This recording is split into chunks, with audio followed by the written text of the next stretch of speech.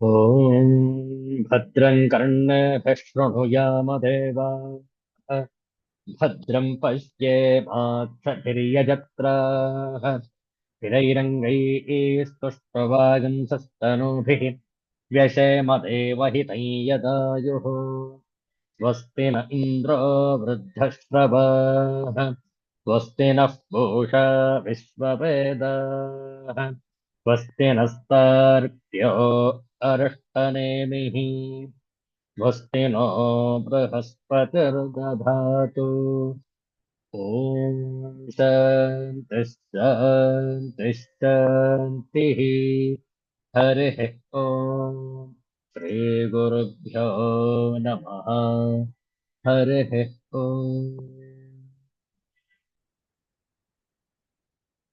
Universal prayer. Let's chant this together. O hidden light, vibrant in every atom. O hidden light, shining in every creature. O hidden love, embracing all in oneness. May each who feels himself as one with thee know he is also one with every other. Om Shantihi, Shantihi, Shanti.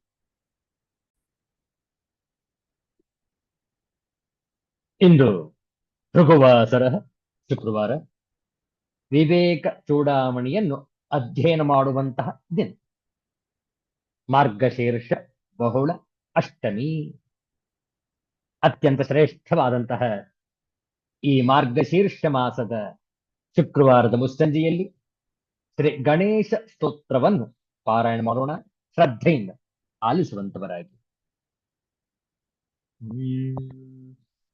Azam ನಿರ್ವಿಕಲ್ಪಂ ನಿರಾಕಾರಮೇಕಂ ನಿರಾನಂದಮಾನಂದಮದ್ವೈತಪೂರ್ಣಂ परं निर्गुणं निर्विशेषं निरीहं परब्रह्मरूपं गणेशं भजेम परब्रह्मरूपं गणेशं भजेम जगत्कारणं कारणज्ञानरूपं सुरादिं सुखादिं गुणेशं गणेशम् जगद्व्यापिनं विश्ववन्द्यं सुरेशं परब्रह्मरूपं गणेशं भजेम परब्रह्मरूपं गणेशं भजेम गुणातीतमानं चिदानन्दरूपं चिदाभासकं सर्वगं ज्ञानगम्यम् मुनिध्येयमाकाशरूपं परेशं परब्रह्मरूपं गणेशं भजेम परब्रह्मरूपं गणेशं भजेम परब्रह्मरूपं गणेशं भजेम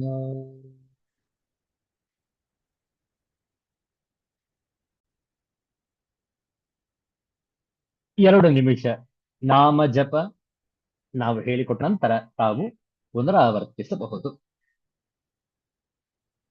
ಜಯ ಜಯ ಲಕ್ಷ್ಮೀ ನರಸಿಂಹ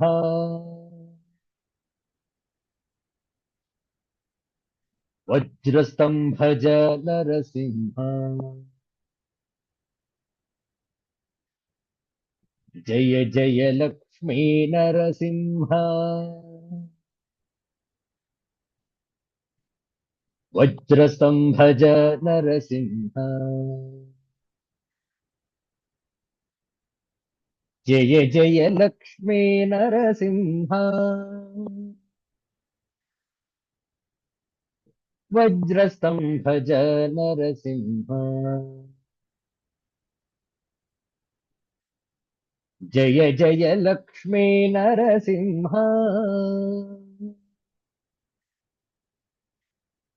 ವಜ್ರಸ್ತಂಭಜ ನರಸಿಂಹ ಜಯ ಜಯ ಲಕ್ಷ್ಮೀ ನರಸಿಂಹ ವಜ್ರಸ್ತಂಭಜ ನರಸಿಂಹ जय जय लक्ष्मी नरसिंह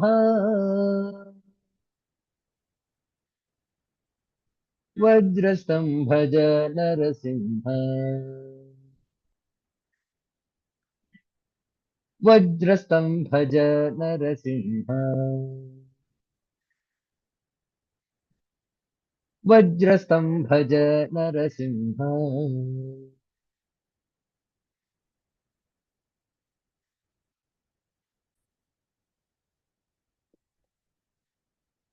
ಸಂಸ್ಕೃತದ ಒಂದು ಗಣೇಶನ ಭಜನೆಯನ್ನು ಹಾಡೋಣ. ನಾವು ಹೇಳಿಕೊಟ್ಟ ನಂತರ ತಾವು ಪುನರಾವರ್ತಿಸಬಹುದು. ಹ್ಮ್.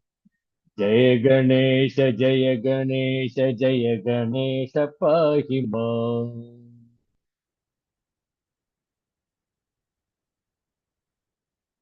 श्री गणेश श्री गणेश रक्ष मां.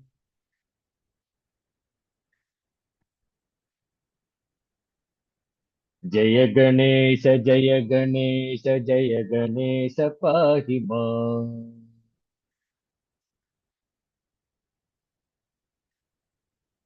श्री गणेश श्री गणेश रक्ष मां.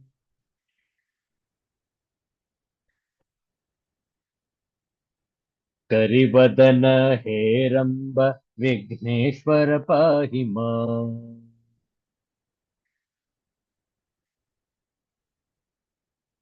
शिवतनया वितरमतिं विघ्नहर रक्ष मां.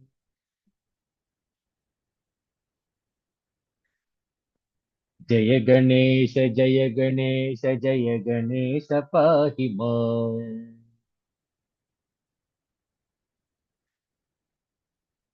श्री गणेश रक्ष मां.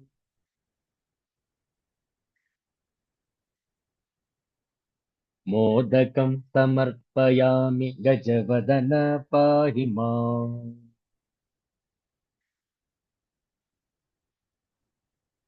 कुसुमैः सम्पूजयामि गिरिजासुत रक्ष मां.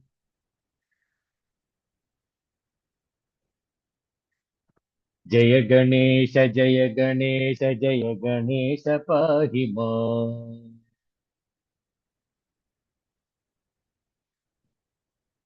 श्री गणेश रक्ष मां.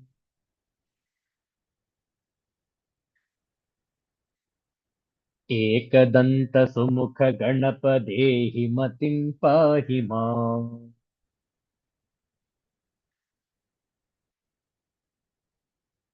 वरद सुखद शुभद देहि विद्यां मे रक्ष मां.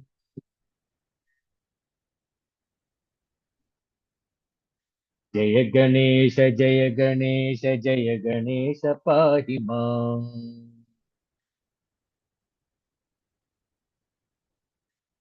श्री गणेश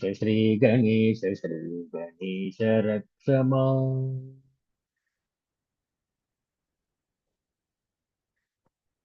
श्री गणेश रक्ष मां.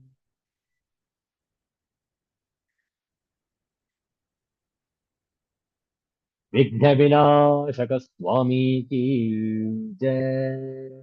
सिद्धांत अवधूत चिंतन श्री गुरुदेव दत्त. जय रघुवीर समर्थ श्री सद्गुरुनाथ महाराज की जय.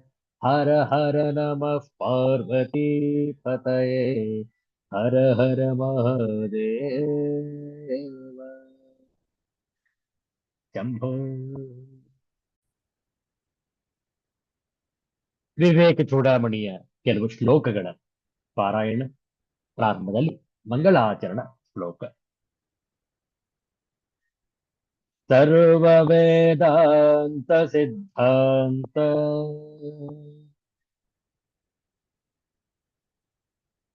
ಗೋಚರಂ ತಮಗೋಚರಂ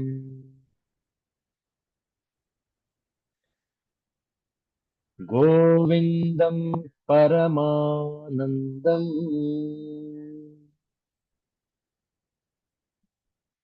सद्गुरुं प्रणतोऽस्म्यहम् श्रीगुरुं प्रणतोऽस्म्यहम्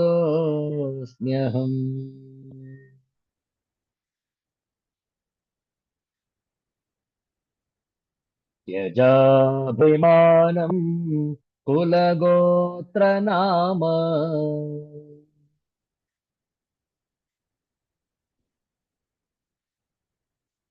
रूपाश्रमेष्वार्द्रशवाश्रितेषु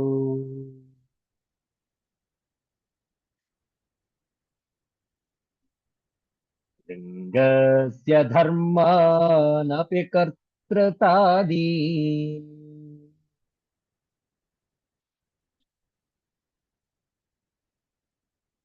त्यक्त्वा भवाखण्डसुखस्वरूपः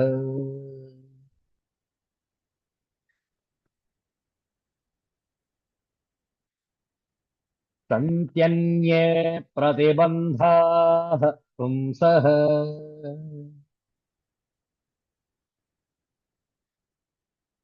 संसारहेतवो दृष्टाः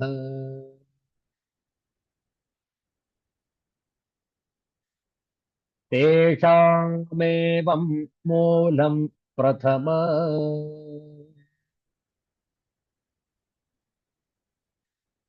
विकारो भवत्यहङ्कारः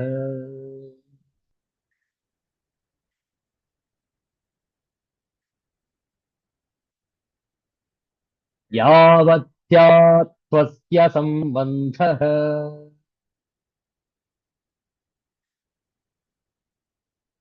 अहङ्कारेण दुरात्मना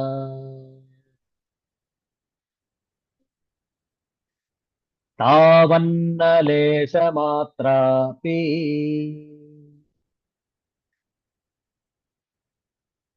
मुक्तिवार्ता विलक्षणा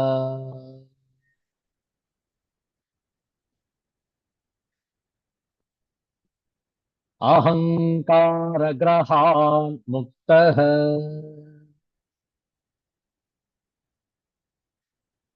स्वरूपमुपपद्यते चन्द्रवद्विमलः पूर्णः सदानन्दः स्वयं प्रभः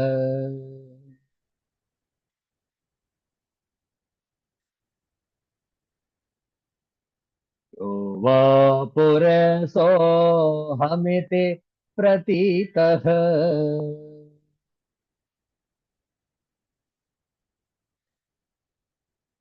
बुद्ध्या प्रकृतस्तमसाति मूढया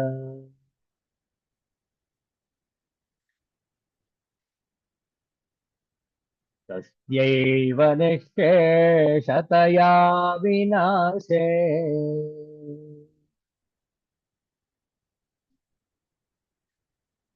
ब्रह्मात्मभावः प्रतिबन्धशून्यः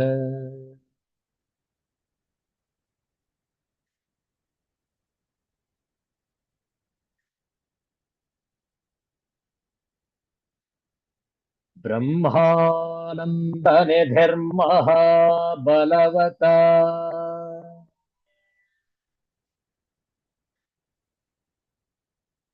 अहङ्कारघोराहिना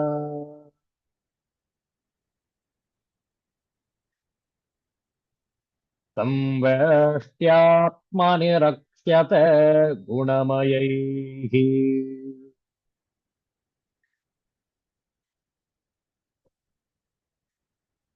चण्डैस्त्रिभिर्मस्तकैः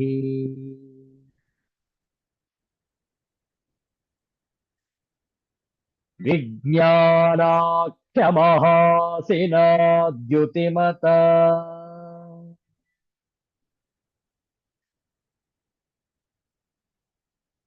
विच्छिद्य शीर्षत् लोकत्रयम् निर्मूल्याहिमिमं निधिं सुखकरम्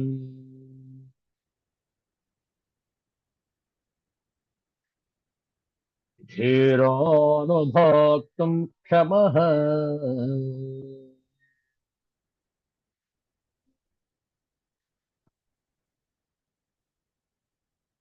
यावद्वा यत्किञ्चिद्विषदोष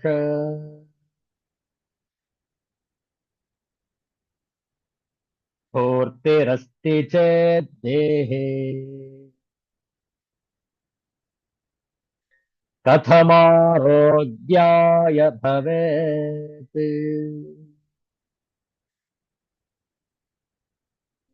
तद्वदन्तापि तद्वदहन्तापि योगिनो मुक्त्यै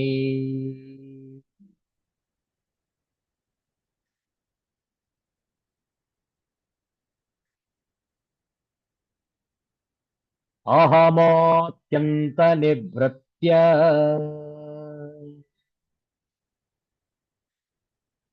तत्कृतनाना विकल्पसंहृत्य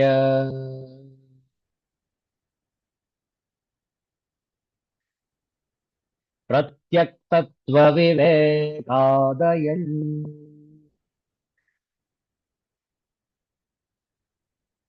अहमस्मीति विन्दते तत्त्वम्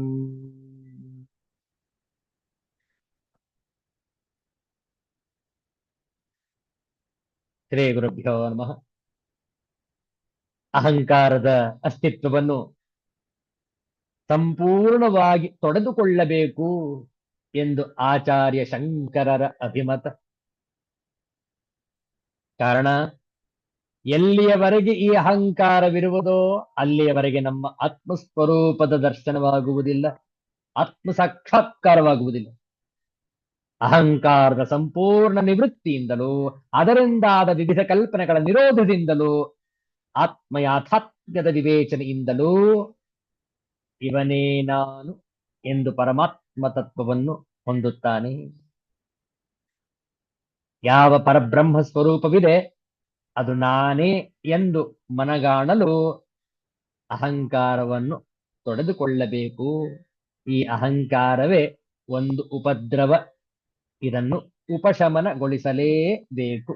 ಇಲ್ಲದಿದ್ದರೆ ನಮಗೆ ಆತ್ಮ ಸಾಕ್ಷಾತ್ಕಾರವಾಗುವುದಿಲ್ಲ. ನೋಡಿ, ಮುಂದಿನ ಶ್ಲೋಕ 304ನೆಯ ಶ್ಲೋಕ.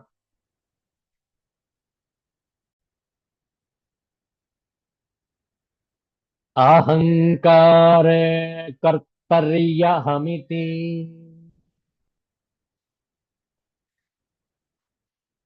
ಮತಿಂ ಮುಂಚ ಸಹಸಾ ವಿಕಾರಾತ್ಮನ್ಯಾತ್ಮ ಪ್ರತಿಪಹಜುಷಿ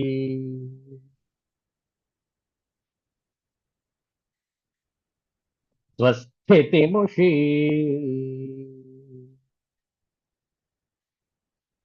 ಯದಧ್ಯಾಸಾತ್ ಪ್ರಾಪ್ತ ಜನಿಮೃತಿ ಜರಾ ದುಃಖ ಬಹುಲ ಪ್ರತೀಚಶ್ಚಿನ್ಮೂರ್ತಸ್ತವ ಸುಖತನೋಃ ಸಂಸೃತಿರಿಯಂ.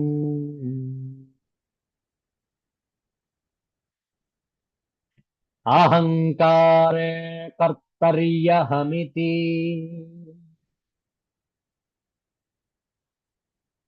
ಮತಿಂ ಮುಂಚ ಸಹಸ ವಿಕಾರಾತ್ಮನ್ಯಾತ್ಮ ಪ್ರತಿಫಲಜುಷಿ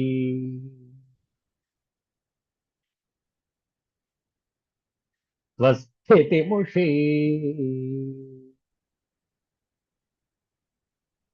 ಯದಧ್ಯಾಸಾತ್ ಪ್ರಾಪ್ತ ಜನಿಮೃತಿ ಜರಾ ದುಃಖ बहुल प्रतीचश्चिन्मूर्तस्तव सुखतनो संसृतिरियम्।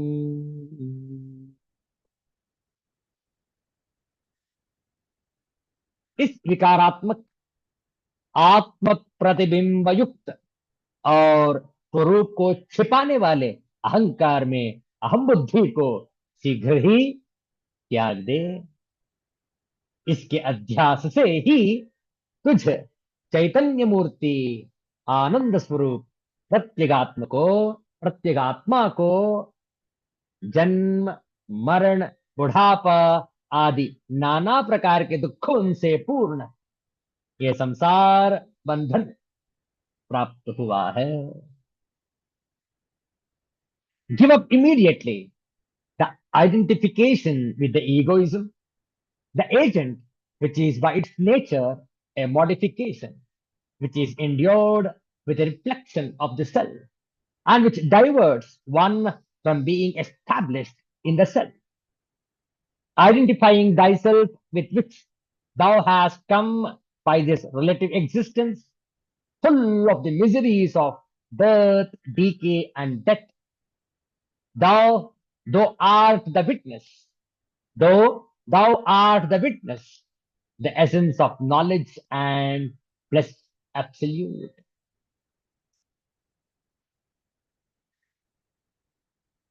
What is meant by the modification? Of nescience and therefore non-permanent. Endured, this makes it look intelligent. Relative existence, samsara or transmigration.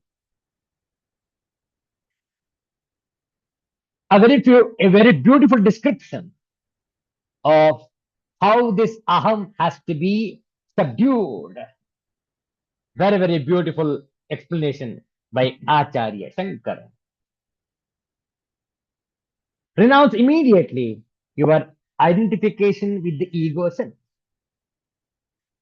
That is, I am the doer, aham karta aham bhokta, I am the experiencer, are both the expressions of the ego, ahankar. This constant feeling of I am the ego has to be dropped immediately. This ahankara consists only of the various thought disturbances, manovrittaya. When the light of consciousness illumines the thought waves, you become conscious of the thoughts. Those conscious thought bundles in their totality constitute the ego. The ego is the consciousness reflected in the thoughts, chidabhasa. Therefore, when the thoughts cease, the ego also comes to an end. Because of this identification with the thoughts and the consequent ego sense, one has to chance to experience the infinite beatitude even for a moment. The infinite beatitude, Chinmurti, is your own nature, yet you are not able to recognize it. You are an embodiment of this bliss form, Sukhatano.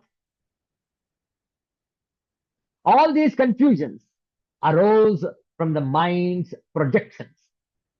When you assert that you are the mind, all the imperfections of the mind become your imperfections. Birth, death, old age, etc., and sorrows of endless varieties come to you. This is called the samsara. I, identified with the ego, gets blinded and hence has no experience of the self, which is of the form of light of consciousness, Chinmurti. I, identified with my physical body and the attitudes of my mind, superimpose upon myself various sorrows and imperfections such as birth, growth, decay, disease, and death. and then due to them suffer endlessly. This is called the miserable life. Samsriti iyam, which is the lot of all. You are not this. You are not that infinite. You are that infinite consciousness. You are not this limited entity. Come to apprehend it yourself. So the Upanishads thunder forth. ಉಪನಿಷತ್ತುಗಳು ಮತ್ತೆ ಮತ್ತೆ ಹೇಳ್ತಾ ಇವೆ,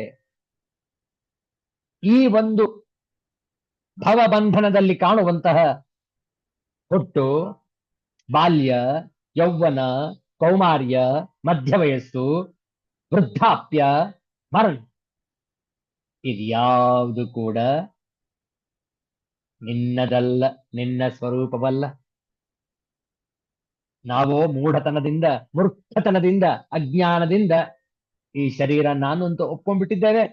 ಆ ಶರೀರದ ಉಂಟಾದಂತಹ ಅನೇಕ ವಿಕಾರಗಳು ನನ್ನದು ಅಂತ ತಿಳ್ಕೊಂಡ್ಬಿಟ್ಟಿದ್ದೇನೆ.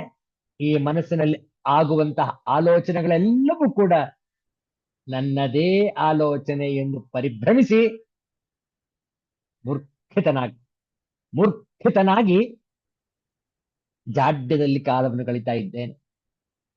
ಆದ್ರೆ ನನ್ನ ಮೂಲ ಸ್ವರೂಪ ಸತ್ ಚಿತ್ ಆನಂದ.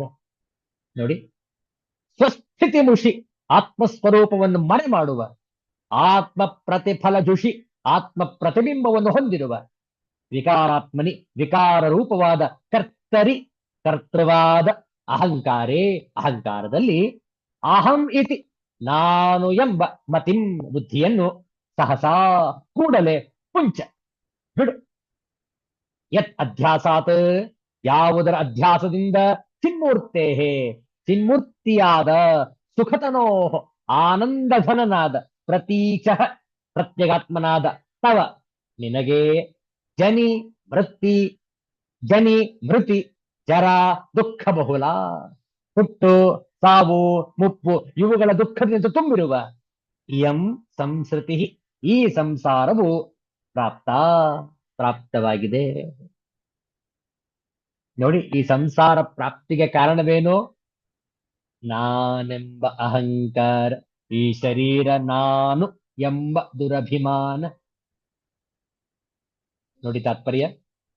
ಆತ್ಮಸ್ವರೂಪವನ್ನು ಮರೆ ಮಾಡುವುದು, ಆತ್ಮ ಪ್ರತಿಬಿಂಬವನ್ನು ಹೊಂದಿರುವುದು, ವಿಕಾರ ರೂಪಿಯೂ ಕರ್ತೃವೂ ಆದ ಅಹಂಕಾರದಲ್ಲಿ ನಾನು ಎಂಬ ಬುದ್ಧಿಯನ್ನು ಕೂಡಲೇ ಬಿಡು, ಸಹಸಾ ಮುಂಚ.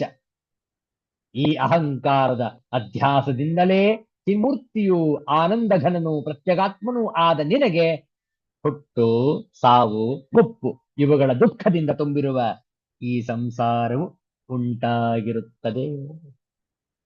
ನೋಡಿ, ಈ ಸಂಸಾರಕ್ಕೆ ಕಾರಣ ಹೆಂಡತಿ, ಮಕ್ಕಳು, ಬ್ಯಾಂಕ್ ಬ್ಯಾಲೆನ್ಸ್ ಅಲ್ಲ, ನನ್ನದೇ ಆದಂತಹ ಅಜ್ಞಾನದಿಂದ ತುಂಬಿರುವ ಅಹಂಕಾರ. ಮುಂದೆ ನೋಡಿ, ತದೈಕರೂಪಸ್ಯ ಚಿದಾತ್ಮನೋ ವಿಭೋ,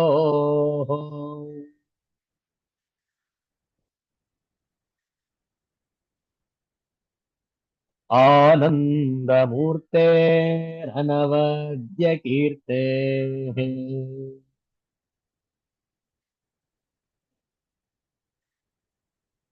ನೈವಾನ್ಯಥಾ ಕ್ವಾಪ್ಯವಿಕಾರಿಣಸ್ತೆ,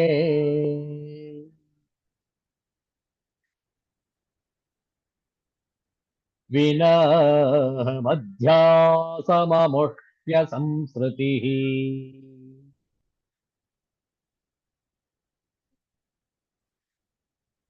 ತದೈಕರೂಪಸ್ಯ ಚಿದಾತ್ಮನೋ ವಿಭೋ,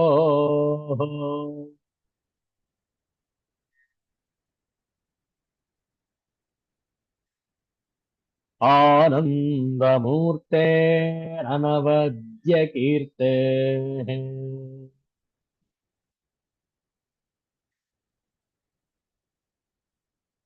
ನೈವಾನ್ಯಥಾ ಕ್ವಾಪ್ಯವಿಕಾರಿಣಸ್ತೆ,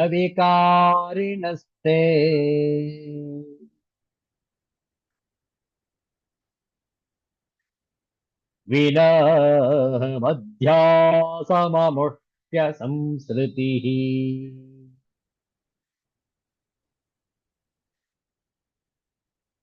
इस अहंकार रूप अध्यास के बिना तुझ सर्वदा एक रूप चिदात्मा व्यापक आनंद स्वरूप पवित्र कीर्ति और अधिकारी आत्मा को और किसी प्रकार संसार बंधन की प्राप्ति नहीं हो सकती। नोड़ी, इस अहंकार रूप अध्यास के बिना तुझ किसी प्रकार संसार बंधन की प्राप्ति नहीं हो सकती।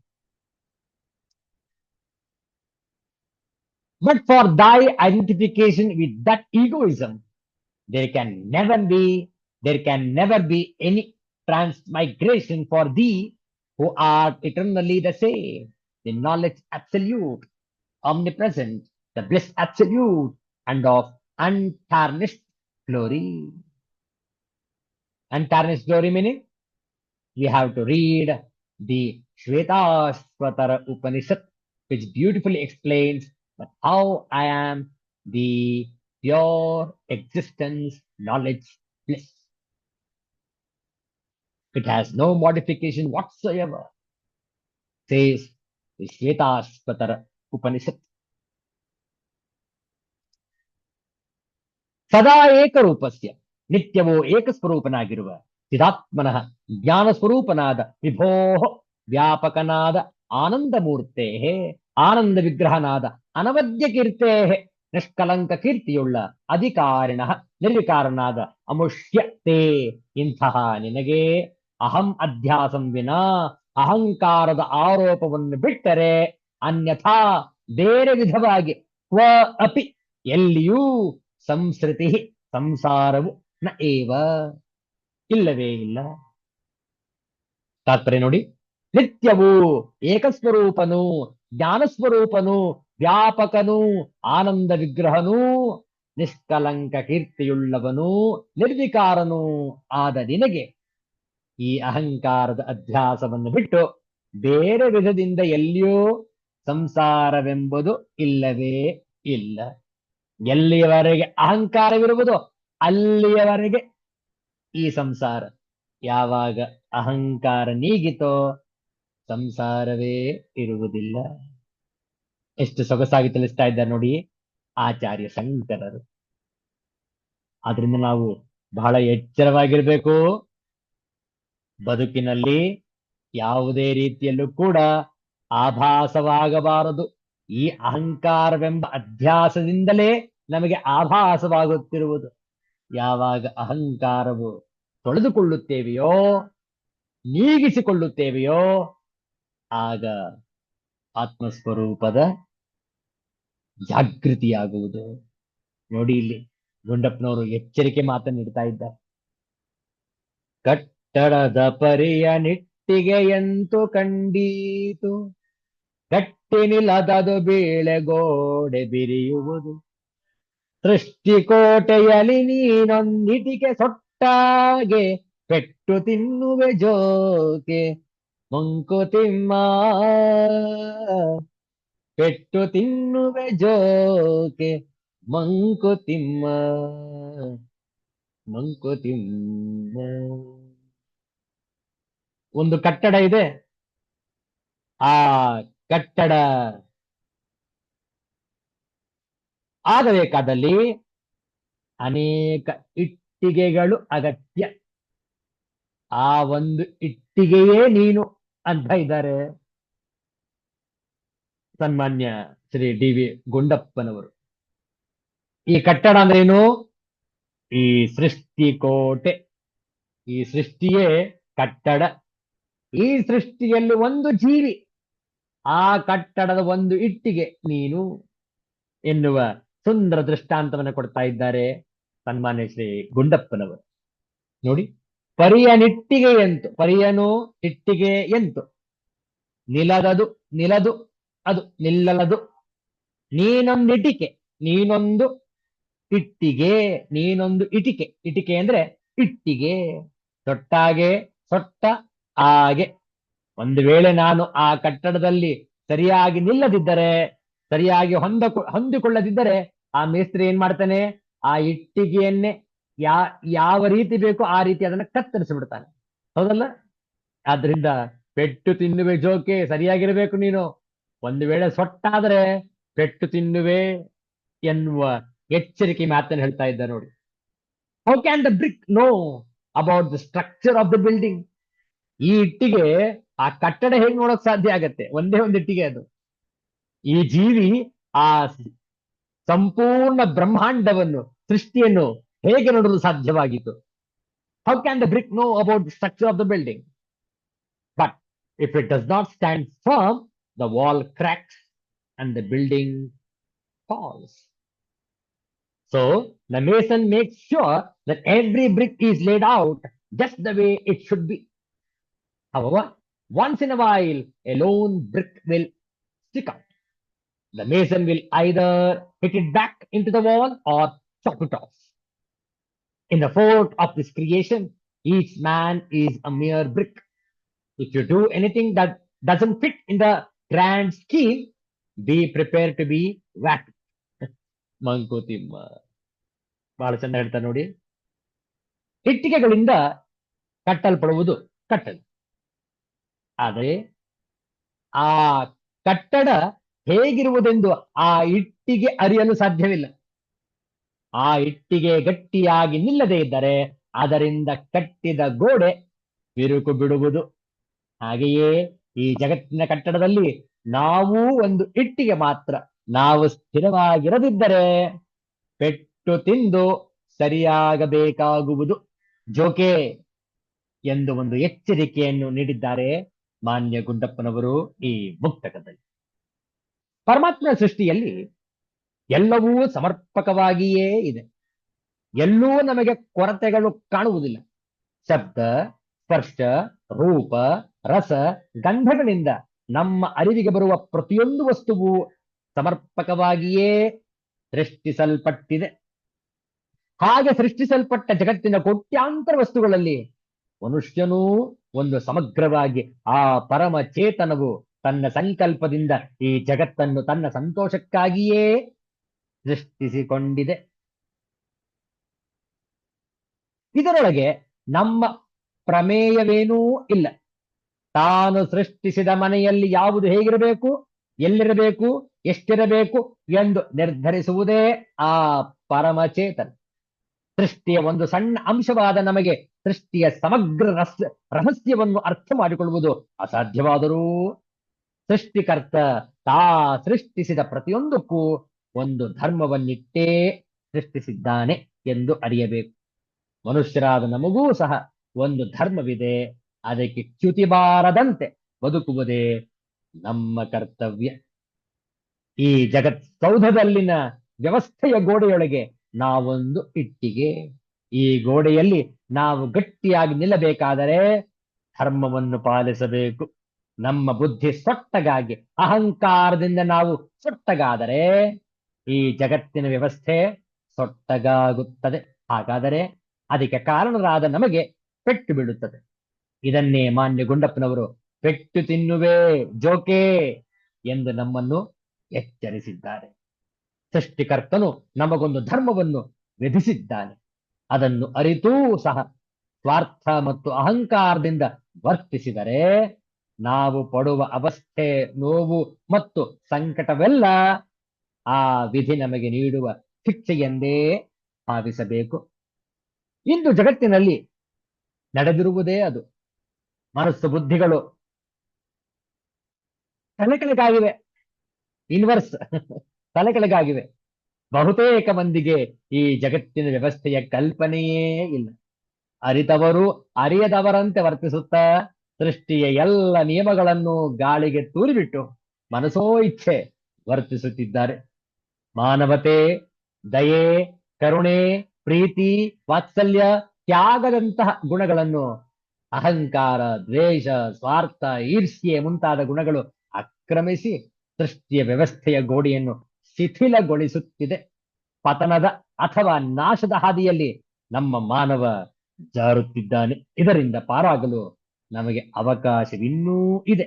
ಎಚ್ಚೆತ್ತುಕೊಂಡರೆ ಬಾಳು, ಇಲ್ಲದಿದ್ದರೆ ಹಾಳು. ವಿಚಾರ ಮಾಡಿ. ಆದ್ರಿಂದ ನಮಗೆಲ್ಲ ಶತ್ರುವಾಗಿರುವುದೊಂದೇ ಒಂದು ನಮ್ಮದೇ ಆದಂತಹ ಅಹಂಕಾರ, ದುರಹಂಕಾರ, ದುರಭಿಮಾನ. ಎಲ್ಲಿಯವರೆಗೆ ನಾವು ಇದನ್ನು ಹೋಗಲಾಡಿಸಿಕೊಳ್ಳುವುದಿಲ್ಲ, ಅಲ್ಲಿಯವರೆಗೆ ನನಗೆ ಮುಕ್ತಿಗೆ ಅರ್ಹತೆ ಸಿಗುವುದಿಲ್ಲ. ಅದರಿಂದ ಅಹಂಕಾರವನ್ನು ತೊಡೆದು ಹಾಕುವಂತಹ ಪ್ರಯತ್ನವನ್ನು ನಾವೆಲ್ಲರೂ ಮಾಡುತ್ತಾ ಆತ್ಮ ಸಾಕ್ಷಾತ್ಕಾರವನ್ನು ಮಾಡಿಕೊಳ್ಳೋಣ ಮಾಡಿಕೊಳ್ಳೋಣ. ಮುಂದಿನ ವಿಚಾರಗಳನ್ನು ಮುಂದಿನ ಶುಕ್ರವಾರ ಮುಂದುವರಿಸೋಣ. ಶಾಂತಿ ಮಂತ್ರ. ಓಂ ಸರ್ವೇ ಭವಂತು ಸುಖಿನಃ, ಸರ್ವೇ ಸಂತು ನಿರಾಮಯಾಃ, ಸರ್ವೇ ಭದ್ರಾಣಿ ಪಶ್ಯಂತು, ಮಾ ಕಶ್ಚಿತ್ ದುಃಖಭಾಗ್ ಭವೇತ್. ಓಂ ಶಾಂತಿ ಶಾಂತಿ ಶಾಂತಿ. ಹರಿಃ ಓಂ. ಶ್ರೀ ಗುರುಭ್ಯೋ ನಮಃ. ಹರಿಃ ಓಂ. ಮತ್ತೆ ಭೇಟಿಯಾಗೋಣ. ಎಲ್ಲರಿಗೂ ಒಳಿತಾಗಲಿ, ಎಲ್ಲರಿಗೂ ಶುಭವಾಗಲಿ. ಜೈ ಶ್ರೀ ಗುರುದೇವ ದತ್ತ.